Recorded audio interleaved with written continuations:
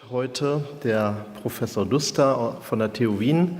I spoke with him and he asked me if I could also introduce him in English. So I introduce also Professor Dustar from the Technical University of Vienna in English. As I told you, I will do so. If you prefer, I will do. Okay, please.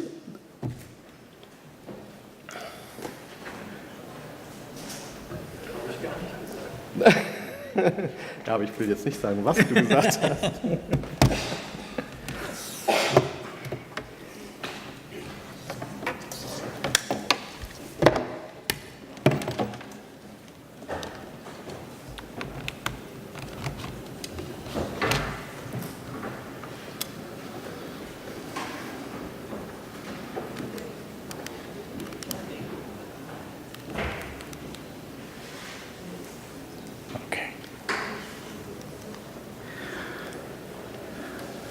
Okay, so welcome everybody. Thank you, Martin, for this nice invitation to give a presentation here at the GE Jahrestagung. It's a great pleasure to be here in Germany, to speak here to you. I know some of you. I'm happy to see you again. So this talk is basically about something which we have been doing in the last couple of years. And in the tradition of keynotes, I'm trying to give you a broad overview rather than a pure technical talk, in a sense that I will try to put together some interesting ideas for you to contemplate for the future, and maybe you find something useful for your own research. And I named this topic Cyber-Human Partnerships, which is also to be seen in the context of the discussions of AI lately. And I put this into the context, into the larger context of smart cities. I'm looking into how humans and software system essentially can collaborate and work together more beneficially in this larger context of smart cities. And in doing so, I would start with the first layer of assumption, which is on the networking layer. And I would like to talk briefly about network neutrality. Network neutrality is a concept which emerged essentially in the beginnings of the internet, and talking about that all traffic on the internet must be treated equally. That means that regardless of which application you are using, is it Netflix, Skype, web, whatever, that all of these data packets are treated equally by the ISP and then routed over the internet.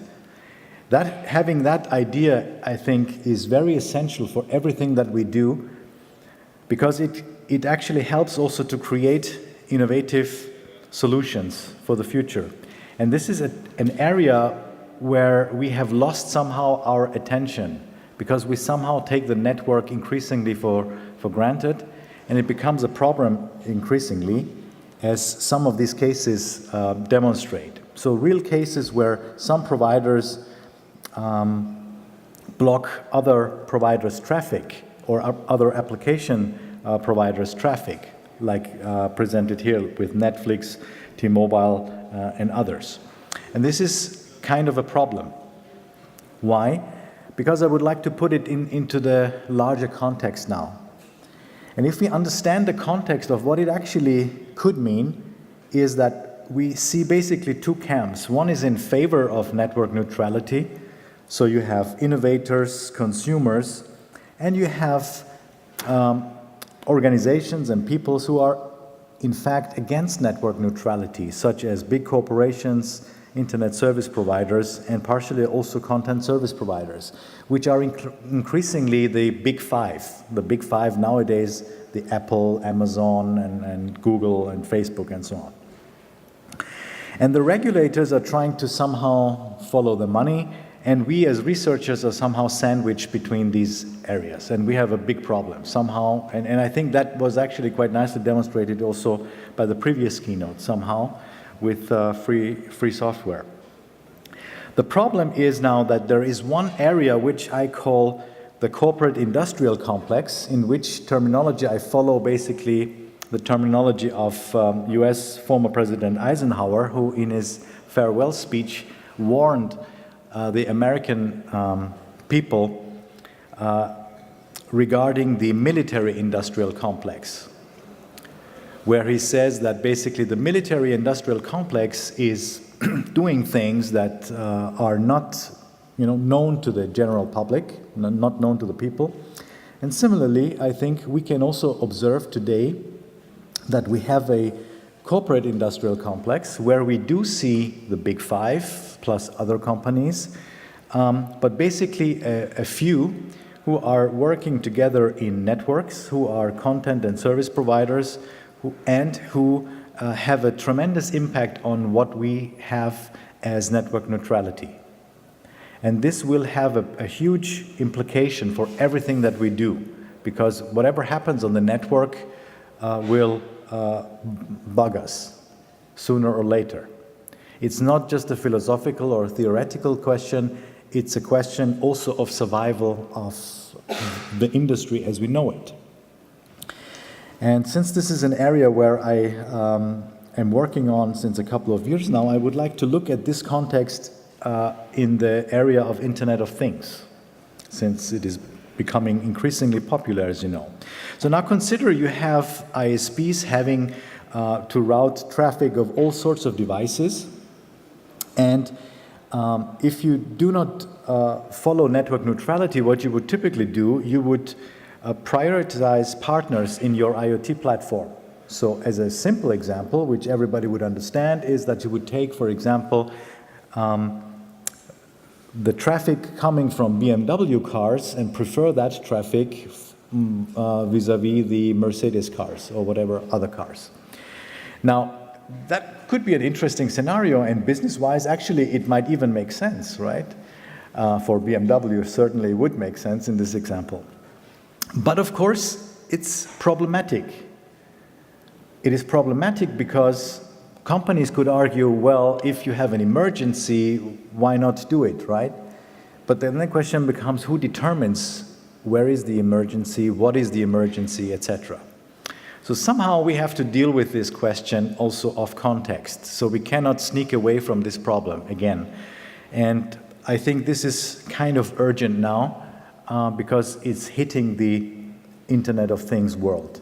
And as you know, there is a tremendous financial power and interest behind this, and there is very little regulation in this area. So I think we have to do something about this also as a scientific community.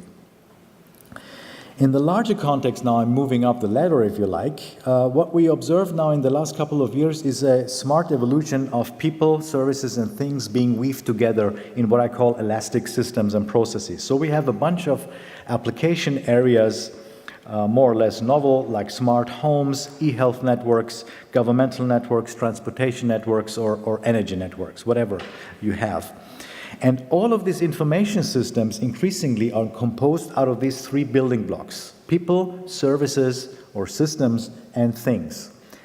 And we have to think about how are we able to actually design, model, monitor all of these systems which are composed out of these components. Typically in the past, we have been just concerned with software and services.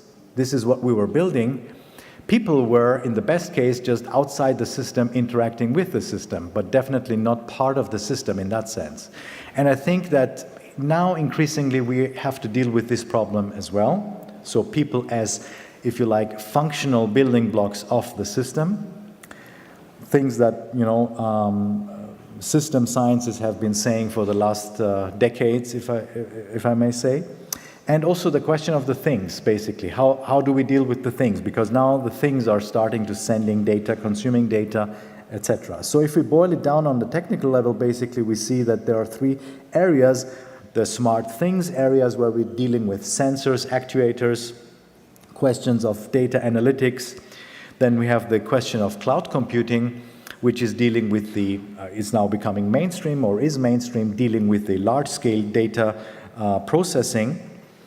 And the human-based computing, like the social networks and crowdsourcing and all of these questions. And currently, these three areas are somewhat loosely coupled in the best case. But in reality, they are strongly coupled, in fact, because if you look at it from a process perspective, all of these areas are tightly weaved together. But the reality of our systems today is that they are not. There are always boundaries between these systems. And what we are doing now is basically, if you look at the IoT/cloud scenarios, the early IoT scenarios basically were doing all of the processing in the cloud, and now increasingly there is the realization coming that actually some of this processing has to be done at the so-called edge, so closer to where the data is actually happening or occurring. So this is an important realization. So in order to kind of conceptually understand what is going on, I would like to say that it is helpful to think in ecosystems. An ecosystem of these three building blocks. And if we look at ecosystems in nature, like the marine ecosystem, which is depicted here, you can see that these ecosystems are actually quite robust and resilient, right? And robustness and resilience, I think, is a very good goal for an information system. And this means that we would like to achieve this stability even if there is some disruption. And if we follow nature, which we very often do, is that we have to understand what is going on in the system. So in other words, we have to monitor and measure what is going on. We have to know what is the diversity of my system, what is the population trend, and other key indicators, depending on what is the ecosystem that we are looking at. So the ecosystem that in reality we, as computer scientists, are looking at is exactly in that triangle of the people, services, systems, and the things. And in this triangle, we have these different building blocks which are interacting with each other. Now, this is a conceptual framework. Now, if you look at what is happening today in the industrial setting, as you're very well aware of, is particularly in Germany, you have Industrie 4, which is basically the idea of following up from the past where you have manufacturing sites which were, locally, and then you extended it over to other factories and somehow replaced factories with other factories, etc. So over time, what you do is actually you change from a centralized control to a distributed control. So you change from sub-organizations with centralized control via multiple organizations with centralized control to multiple organizations with distributed control. This is a very technical perspective of the German landscape or the German-speaking landscape.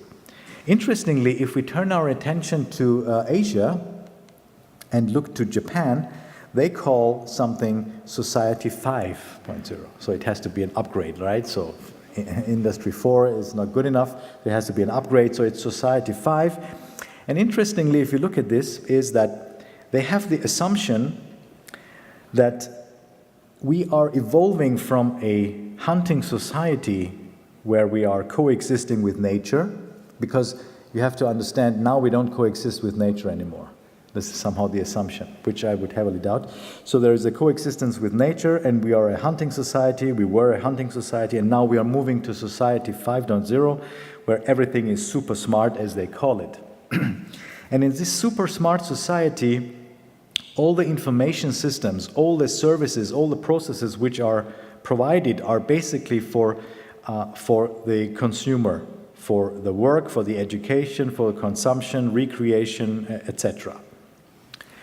Now, if I look a little bit with a critical perspective, if I may, on this trend which the countries are taking and looking into Industry 4 and Society 5, I would like to look at it with a critical eye and look at some phenomenon in the world where I'm doubting that we have a linear history. We have actually, as some people call it, ancient computers.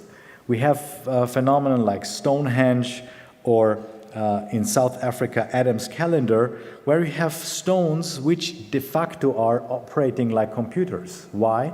Because they're offering calendar functionality. They're saying something about the position of Earth the equinox, and all of these things. So there is evidence that, and this one of them is also cited here, that just following a normal linear perspective may be not just the right approach to look into these problems.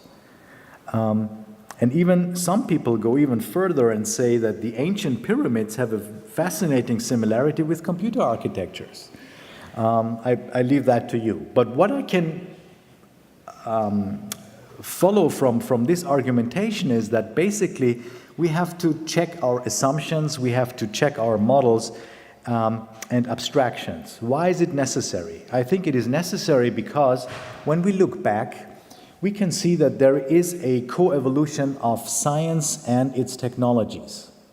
Somehow we are responsible, partially also responsible for science and technology. I think you would agree, right? And if we are observing that we are moving towards so-called smart cities and they are becoming models of our ecosystems, and all politicians like to fund and be a smart city, having people, things, and systems, we have to think that, okay, if that is good, if that, you know, is where we want to go as a society, how do we actually create models? How do we design them? How do we monitor them? How do we actually create these systems? Because we are responsible, I think. Another aspect is, which is food for thought, is that we cannot simply follow the automations model of the past. In the previous decades, and I think most of us have been trained that IT, computer science, is mostly about automation. I think we are reaching the limits of this automation nowadays, and we are coming into an area where we have to ask ourselves, what is actually the human? And we have to answer this question if we want it or not, because it's related to Industry 4. How much work do we have to do by humans? How do we pay? How is the taxation system and all of that? It is all related.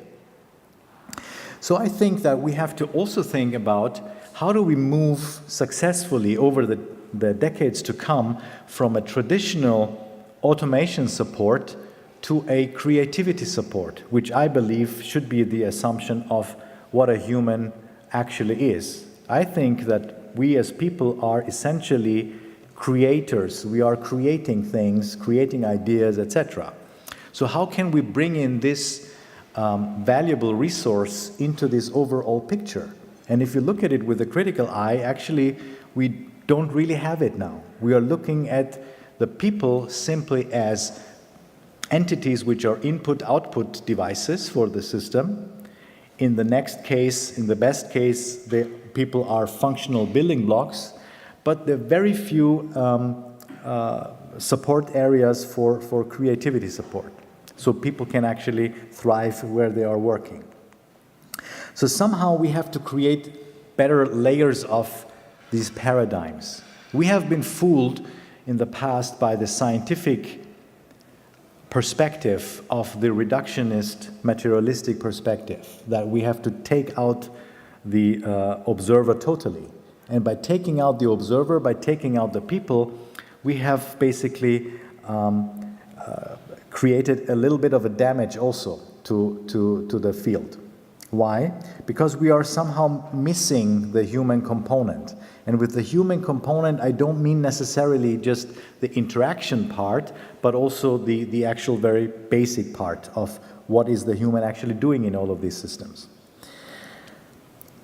So I think that these ecosystems that we are creating are composed of architecture, structure, and dynamics. So that's a very high-level perspective of this. And if you have this high-level perspective of this, I think that it makes sense to look at the paradigms ruling these three building blocks.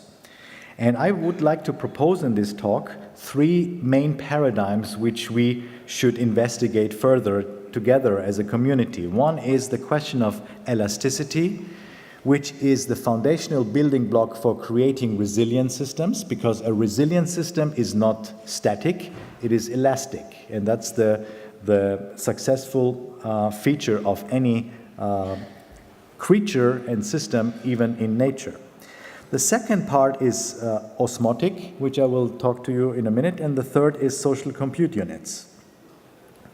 And these three building blocks I would like to discuss with you, because I think that they are kind of interesting paradigms to focus more research on. The first paradigm, elasticity, which is a founding block for resilience. So elasticity basically comes from material science, physics, and it talks about a property of returning to an initial form or a state following some stress or deformation. So it stretches when the force stresses, and then it shrinks when the stress is removed, right? Now, elasticity is also being discussed within the context of cloud computing, as you maybe are aware of. And in that context, it is speaking mainly about adding and removing resources. In the past, we have been creating systems for the worst case, which were basically scalable. So we were having the worst case in mind, and we built the systems for the worst case. Now this is not good enough. We have to do something which is elastic, right? Now what I would like to propose is that we add some semantics, if you like, to the question of elasticity, and that is basically looking at it with two additional dimensions. One is clearly the resource perspective, which is adding and removing resources. To make it more interesting for us, I think resources should not be just compute resources, but should also be people, teams. Because in reality, if you have certain types of problems, you actually add people to solve a particular problem. Why not actually factor that into your system? The other two dimensions which I think are essential are quality elasticity and cost-benefit elasticity. What does it mean? It means that the systems that we are designing now, they say something about, in modern terms, the business model of your software. They say something about, okay, you can add resources as long as you provide that quality of data, either input or output, and do not follow a particular cost and benefit rule. So it should not cost more than X amount of euro, for example.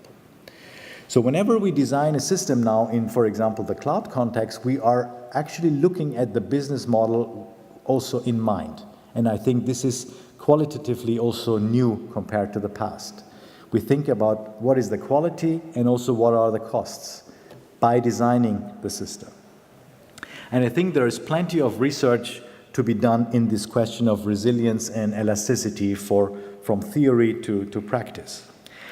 The second paradigm, which I believe is very important, is now I'm taking a concept from chemistry, osmosis, is basically looking into in chemistry, it looks at the diffusion of molecules from a higher to a lower concentration solution, right? And the question now, for example, if you consider the context of IoT and cloud, becomes all of these services that we require, from data analytics to some form of processing, stream processing, etc., where do they actually run? Do they run on the cloud, or do they run on the edge device, which is typically close to the sensors? Both. But can they go back and forth? So that's of course, the hybrid question is the really interesting one, right?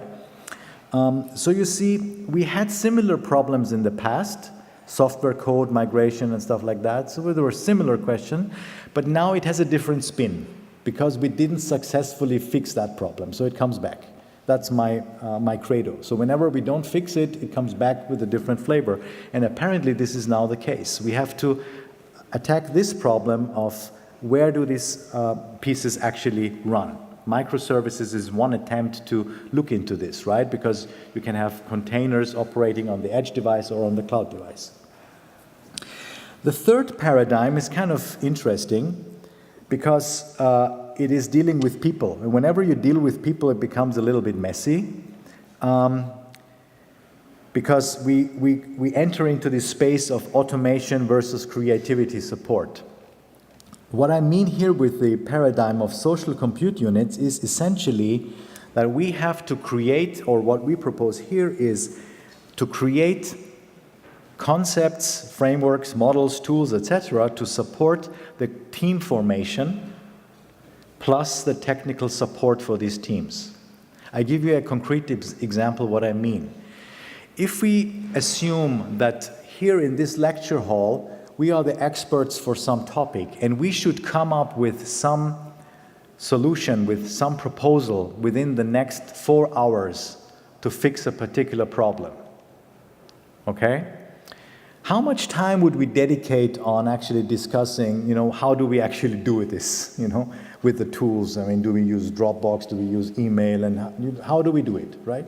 And I think this is simply not appropriate enough for this time and age. We should be more creative. We should be better in actually creating the tool sets where we can create teams, we can dissolve teams, we can add people, we can merge teams, we can delegate stuff, etc., etc. Everything that we know from organizational theory, but is somehow not translated into software, I propose that we solve here with that problem. And the idea of what we do here with the social compute units since a couple of years is basically addressing teams similar to as we are addressing software with APIs.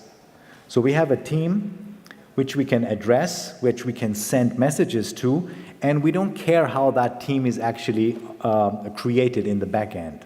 So there is some mechanism where we have done this, and there are a number of papers which we have done in this area. So these are the 3 paradigms which I believe are actually helpful as a building block for creating resilient ecosystems for the future. Now I would like to look into the smart city as one example. Smart city is definitely a buzzword. Many people don't like it. I think it's a good umbrella term because somehow it indicates that something is changing. But in fact, if we look at it from a technical perspective, it is basically a cyber-human partnership model. Somehow machines and people have to work together. So I don't think that this dichotomy of machines versus people is the right thing to go. Obviously, it is totally flawed. We always have to collaborate in some way. And the question is, how can we actually do it? How do we program or how do we augment the human capabilities? And this is what I was talking about in the 3rd paradigm. And how can we hand over work from the machine to the human and from the human to the machine? And how do we deal with these replacement scenarios of partial work done by the humans can be replaced by machines and vice versa? And in this context, I would like to look a little bit into the experiences that we had in the last couple of years in the Internet of Things world, because somehow the IoT world is the foundational block for the so-called smart cities.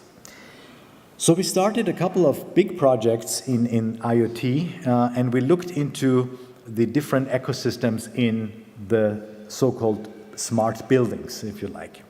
And we discovered that there is a huge area which we have never heard of as computer scientists, like this HVAC. You have heating, ventilation, air conditioning ecosystem, where you have all these things necessary for heating and ventilation and air conditioning being tied together and operating for that building. And of course, what we have discovered is that these things are not related to any other system. So the first lesson was that, actually there is no integration. It is actually just the HVAC system. And it is not just the HVAC system, it is just the HVAC system of vendor 1. So if you have another building over there, that might actually have a different HVAC system of vendor 2. The same is true for the water ecosystem and the air conditioning, which has to be monitored and also controlled somehow. So usually in this super smart city scenarios where we were working on, there was a command control center in the city taking care of many of these buildings and of these aggregated data and somehow making sense of it. One of the lessons I would like to present here is regarding chillers. So we were doing this project in Dubai, and as you can imagine, in Dubai, as it is hot, chillers are very prominent. And so the question becomes, how do these chillers actually operate? And the very first lesson we learned is that typically these big hotels, they buy these huge air conditioning plants when the building is being built. They put it up there, and then what happens? Nothing. It just stays there. It just stays there, and basically they operate. And these air conditioners, they basically come similar to CPUs with what they call compressors. So they have 2 or 4 or more of these compressors, and guess what? These compressors can be switched on and off depending on the capacity they should produce. And what is really interesting, or was really interesting for us, is that we were assuming that somehow there is some form of context dependency built into this. So if there are many people in one of these rooms, maybe both compressors would be on, and if not, just, they switch off one compressor. Turns out this was not the case. So these industrial equipments are not context sensitive at all. And when we introduced the first improvement by simply allowing operators to manually switch on and off depending on the size of the occupancy of the people, we had millions of dollars of improvement of savings in these big buildings. And that was very interesting for us because we didn't expect this to be done so easily. And we could see that if we introduce more intelligent algorithms, if you like, it could be, much more could be done. And I think that this is an area where we can actually see a very low-hanging fruit.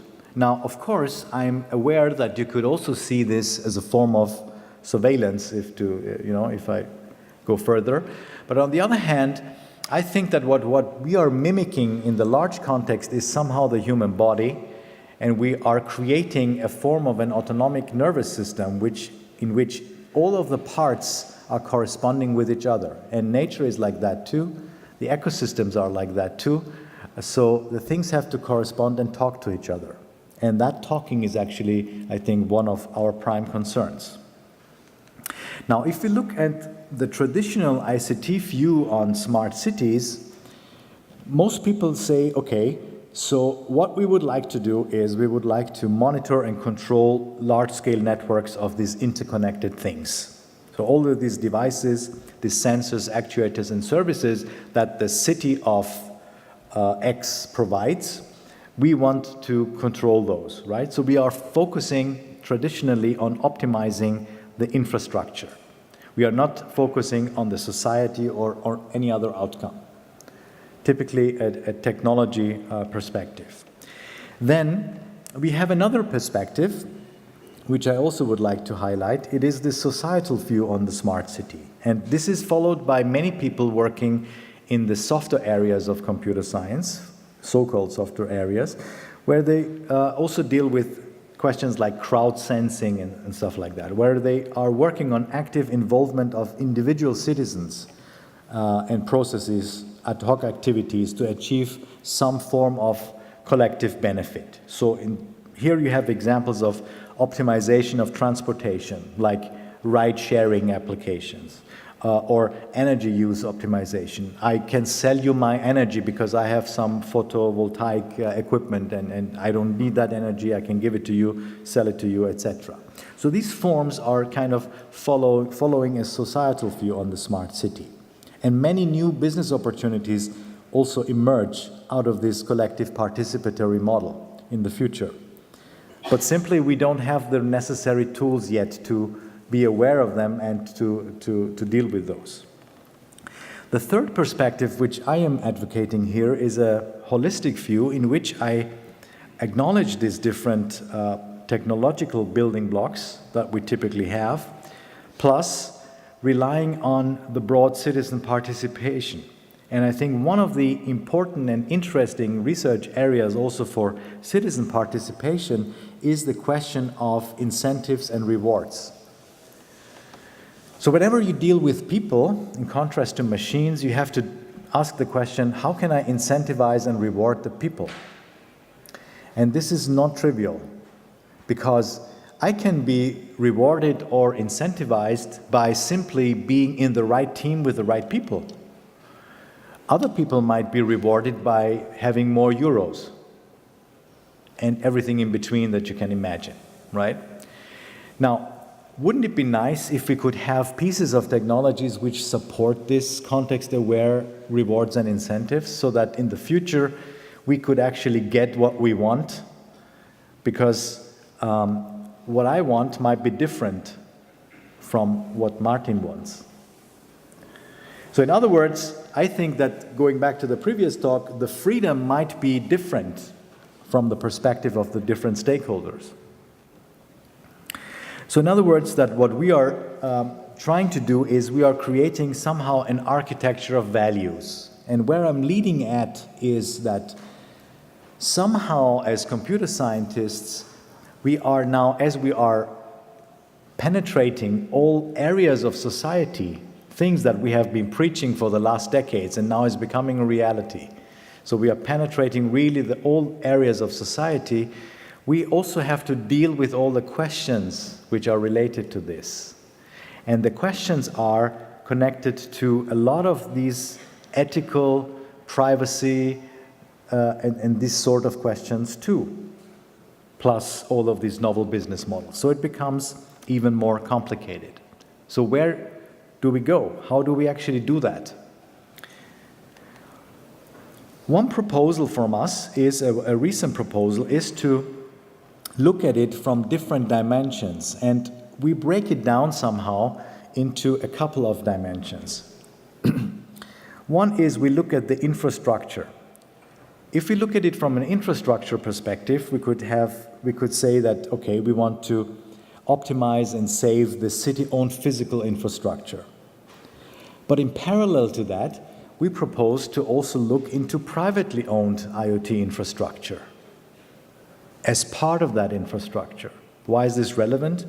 I think that all of us own IoT devices, and now you have to abstract an IoT device is not just a temperature sensor in your mobile phone, it is actually also your car. And if we connect that together with the traditional city-owned physical infrastructure, we could collectively achieve something beneficial for the overall society. So somehow we have to address that problem too.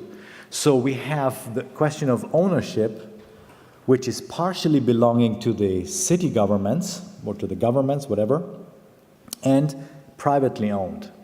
But how do we govern this? How do we program this? How do we test this? Basically, we have no idea. We don't know. But it is worthwhile for us researchers, and this is what we are looking for, right? How do we do this? How do we find the next big problems? Second area are societal values, dealing with empowerments of the citizens and democracy.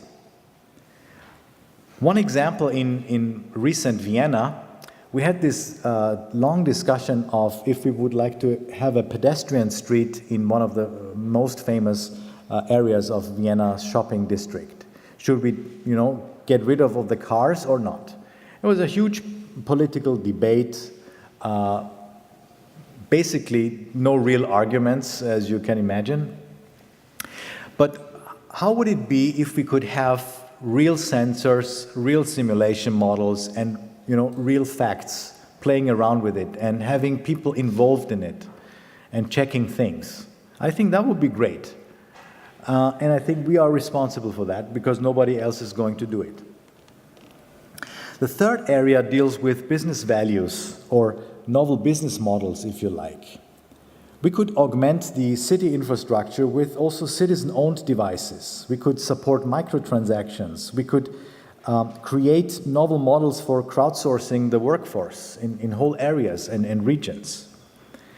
Microtransactions meaning that, for example, if you provide access to your IoT device, maybe you should be reimbursed, right?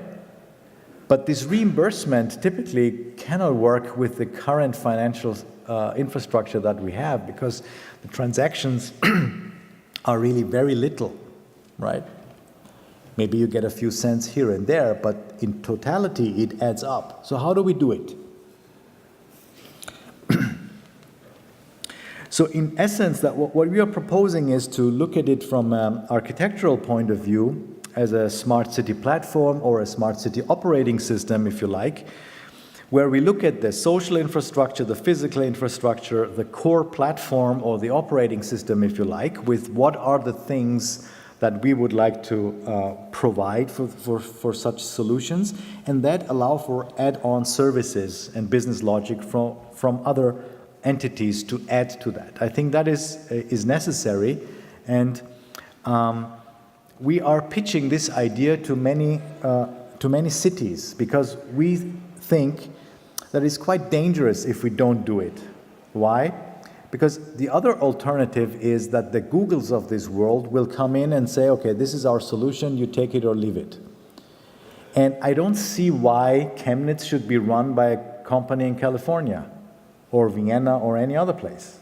So we have to seriously think about this, how to actually create these solutions and support our city infrastructures as well. Somehow I think that this is part of our responsibility too. Now, when we dig deeper into how do we do it, I think we can come up with a number of defining dimensions, and these are the dimensions that we came up with. We look at the infrastructure, the data analytics, the complex coordinated activities of people, the incentive management, the automated governance, and the citizen informedness. We had some process which we describe in our publication on how we actually came to these dimensions, and what we propose is kind of a roadmap where we are proposing concrete steps how to follow the route from a traditional city, for example, to a smart city 1, smart city 2, and a cyber-human smart city. Because we think that we have to have a number of years until we get there, because lots of these questions that we have been discussing in the last minutes are totally unresolved, and I think we should take a structured approach on how to address them as a community. And somehow this chart kind of gives the roadmap of how to do it. And I would like to give you some little examples so that you can get a feel of what I actually mean. If you look at the infrastructure as a utility, we can define maturity levels similar to the software maturity models. We can say the first level would be that we have a traditional consumption model, similar to what we currently have. Every citizen is just a consumer of a smart device. The second maturity level would be that the device is still managed in a traditional manner, but the data can be shared among stakeholders. And there are some examples in today's industry, like Sifely, which provides access to this data from these sensors all over the place, and you can share those. The next level would be that you can provide common access to specific resources, such as testbed facilities and living labs. Why would this be good? Because if you have such a system in place, your city could actually say, okay, we have this in place, and you want to have a solution, here is our testbed, you can show us how it would work in that testbed. The next level would be that your whole infrastructure is open and publicly accessible, and you can also have incentive mechanisms that are implemented. So here we bring in the incentives. And as a final step could be that this whole infrastructure is organized as a public utility. For example, delivery, consumption, compensation models are actually developed. Here, this is an area where we could investigate blockchain technologies, for example. Finally, something that makes sense somehow is related to the thing, and not just something which is creating buzz, right? The next area is social orchestration, and here we define similarly maturity models. I just, pop them open so that you get the idea. From manually planned to software orchestrated planned, to large-scale static collaboration, to dynamic human planning supporting tools, which support negotiations and coordination protocols. Currently, our systems are very simple. If you, for example, look at crowdsourcing, ride-sharing, these types of applications, they are very primitive. They have the assumption that you have a problem, you want to get it fixed. End of story. One task, one solution, basically, right? The problem is that we can never reach higher levels of complexity if we do not address the problems of processes, because there are always processes. In higher level tasks, these activities of the people plus the software are always related with each other. So there is a handover of work from one person to another person, from one machine to another machine. And somehow we have to deal with this. So we have to deal with the question of coordination. And here also there are some levels of maturity. And similarly to that, the area of incentives, which I was giving you before. We have the question of not using incentives and rewards at all, which is currently the state, and this is, I think, the most underdeveloped area, to platform-specific incentives. For example, you have some incentives in, like, social media is very popular, right? So Facebook, you like it, that's kind of a form of a reward, if you like. But it's very primitive if you think about it, and it's actually bound to that platform. How about if we could have a system which translates over the platform? If you like, think about it like the Miles and More program, where you can have miles, but you can use it to buy stuff. How about having it for everything, across software? Wouldn't that be interesting?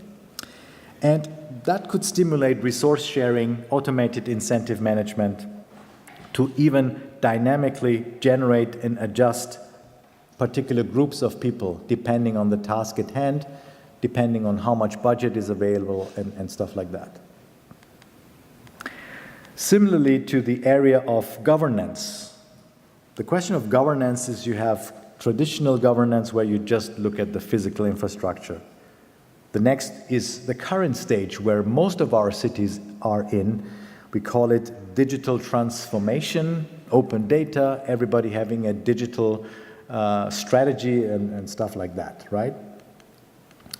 Somehow we need to translate that into social governance by including the citizens as well. And these models have to be more intelligent than in the past. They have to have higher forms of involvement, and not just the involvement at election day. They have to be continuous involvement. So with this talk, I somehow wanted to give you a very, very broad overview, a non-technical overview, but every area I was addressing here is backed by a number of technical papers where we have talked about the prototypes. And to conclude, basically, I would like to give you three things. One is the partnership model for looking at the IoT edge cloud perspective, which I think is of immediate need, where we can work on. The second area is osmotic computing as part of the second paradigm I was talking to you about, where we are dealing with the question of where should the services run, because in the last 10 years we were dealing with services, but now we have to deal with where do they run and how do they run, etc. And we put all of these things together into a book which came out like 2 months ago, called Smart Cities, the Internet of Things, People and Systems, which I would like to auction off now. No, I'm just kidding. No. So with this, I would like to thank for your attention. Thank you very much.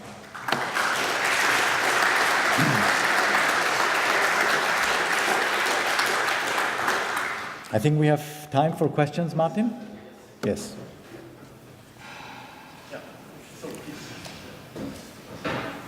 Thank you for the talk. Very interesting, very inspiring.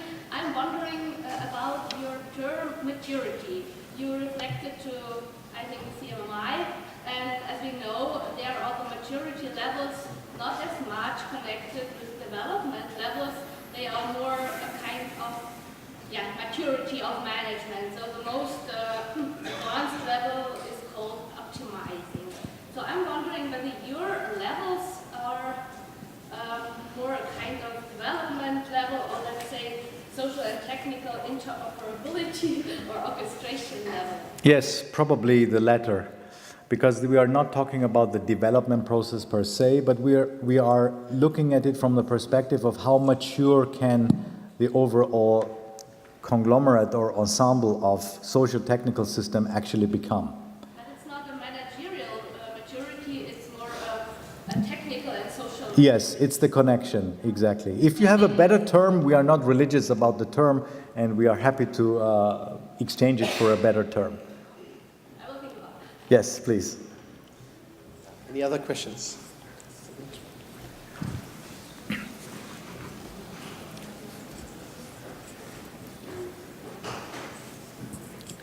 Thank you for the talk. I wanted to ask, don't you think it would be better that more or less few companies design systems for the regular city and then implement it to achieve efficiencies of scale, and that you are a bit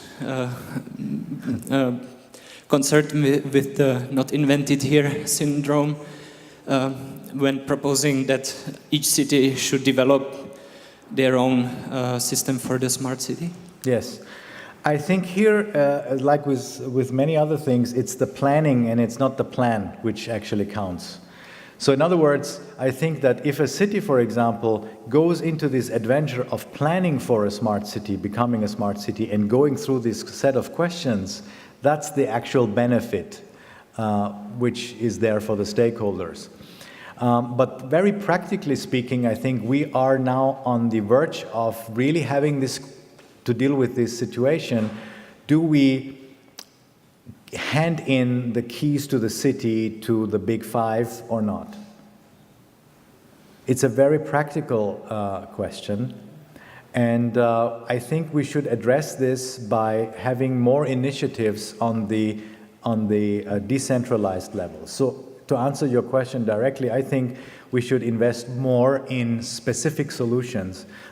I think the computer science, informatics communities and industry is let's say, advanced enough to somehow converge on a set of standards and platforms and stuff like that. So I think that we have learned a lot over the last decade so that we don't make the same mistakes again. So we will have APIs, we will have platforms, and we can create better scalable systems and elastic systems maybe even if we don't follow the big companies only, right? That's what I think. Ja, weitere Fragen? Well, looking at the model, it seems to me, I shouldn't say it's unrealistic, but it would undermine many of the current models, especially those of Google's and others, who take our data for zero payment, and yes, we get services back. But what you more or less envisage is turning this around, that we are the owners of our data and therefore can have some influence how it is used, how it is paid for, who can look at what kind of aspect. Isn't it too late for it? Or is your hope still that we can turn the model around? That's a very nice summary of what you just said. And in fact, this is exactly what I think. And I think there is some momentum now, maybe even with blockchain stuff. Even many people might think not along those terms because they perceive blockchain as something different. Maybe they might even think that this is something for criminals to get rich quick, right? Many people are trying to influence the people in thinking about this, but this is not necessarily true. And this is what I wanted to address in the beginning by saying that the science and technologies always are connected to the assumptions that we have in a particular time. So if we think that, these things are bad, they will be bad, right? And I indeed think that when we have to turn this around, we have to have the understanding that we are owning the data, we are providing this data, and we should actually also think about making a positive income with this data. Why not? Yes. Ja, weitere Fragen? Okay.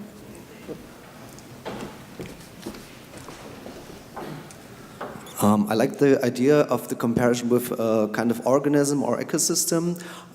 If you take the comparison to metabolism, like an organism, you will always have attackers to a system, like viral, bacterial, bad guys. How would you approach to save kind of crucial systems that can harm human life and being, like pure water supply, energy and stuff, from non-crucial systems? Are there any abstract plans to install kind of like the blood-brain barrier for the blood metabolism or something like this? Because this would harm the approach of this net neutrality, when you would say, okay, let's take two different networks for the crucial and the non-crucial services, for example. Is this part of your modeling approach? No, we have not looked into this from, we are actually now starting to look into this from a technical perspective. What we are seeing now as regard with network neutrality and traffic differentiation is that legal solutions are clearly not enough. This is what we know for sure. So it's not enough to just have a legal regulation and say that this is not good, and people will still do it. Another food for thought is, which always puzzles me, is have you ever wondered that the more we invest in security, the worse the situation gets? That's fascinating, isn't it? So I think we should also think about this a little bit more. Why is this the case, right? So, and have maybe a different look. And what I would advocate is, I think in the long run, the only solution is awareness of all the stakeholders. I mean, similar to the human body, when you as a human are aware of how your body functions, you eat the right food, drink the right stuff, etc. At least to a higher degree than if you are not aware of what is this food doing to your body, right? And I think with the same logic, we should be aware of, and this is what I'm advocating in reality, is that we should know that the technologies that we are dealing with now, that we are creating now, are having those types of influences in society. And I think that now we are kind of at the tipping point, because now we can see that we have a number of examples. We see, for example, how was social media advertised, I don't know, 10 years ago? And what are the impacts now? How did we change the notion of privacy, the lack of privacy, the total change of perception of privacy, new forms of addiction, etc. So what I'm advocating is not like saying, okay, do not use any of these software. I mean, there are many computer scientists nowadays doing this as well. But what I think is more helpful is to be at the forefront and not leave those developments totally in the hands of big corporations. And my initial argument was that these big corporations are part of a corporate industrial complex who have a particular set of interests by their very nature, and it's about power and control and not necessarily for the betterment of a particular society. And this is why I think this is basically coming down to one of the interesting or responsibilities of the universities and researchers. Because otherwise, you could also argue, we were discussing before, you could close the universities down and say, okay, we have a bunch of Coursera jobs, lectures, you can get all of these credits, and that's it, end of story, right?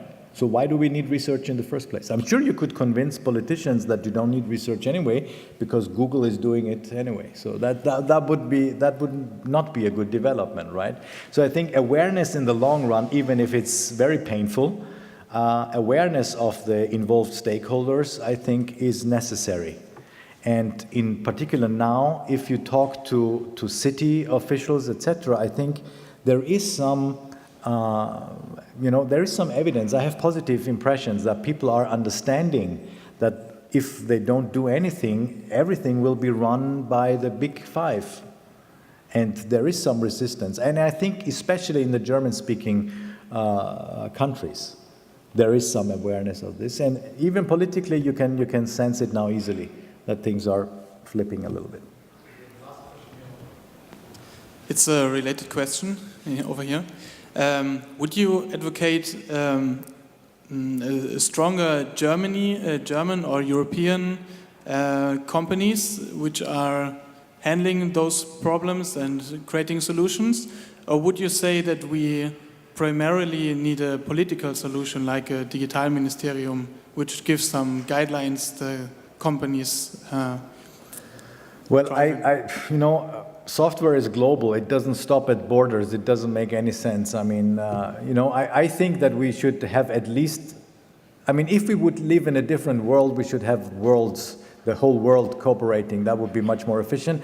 But for the lack of that situation, I think it would be good to have at least a European approach to this, and not flip to this totally isolated perspective. Everyone is doing his own stuff. It is only in the interests of the big companies to separate and exert their powers on a divided Europe. And I think that, as you see, now we are in the middle of a political discussion, and this is exactly the point I was trying to make. I mean, software is now actually a question of politics.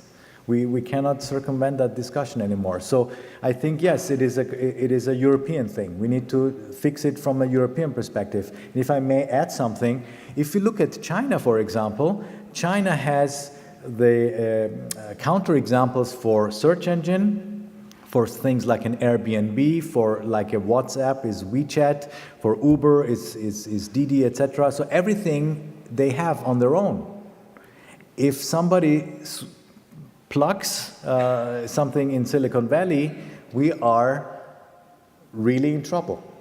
And that's definitely not good, right? I mean, we cannot even run our own GPS, I mean, at this point, at least in time, as far as I know. So this is not very good. I'm not saying that everything needs to be isolated, but on the other hand, we need to also think about this, because going back to network neutrality, if something goes wrong here, and I think everybody probably agrees that network neutrality is something that we should defend, if this goes wrong, we are also in trouble, because we cannot do anything. Okay, thank you very much. Thank you.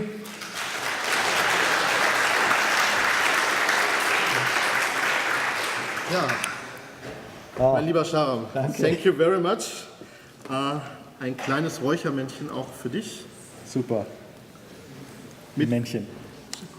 Ganz kurze Erklärung, auch hier natürlich Innovation in a Box oder Smoke in a Box. Sie sehen das ja heutzutage gelegentlich von der Analog-Zigarette gibt es also Leute, die dann tatsächlich auch noch zur Digital-Zigarette greifen. Gar nicht schlau, aber es dampft kräftig. Hier das kulturelle Dampfen nochmal aus der Region für dich nach Wien und dann hoffentlich ein bisschen Chemnitzer Atmosphäre zur Weihnachtszeit oder auch schon jetzt am Wochenende. Gut, alles klar. Vielen Dank nochmal für den Vortrag. Danke.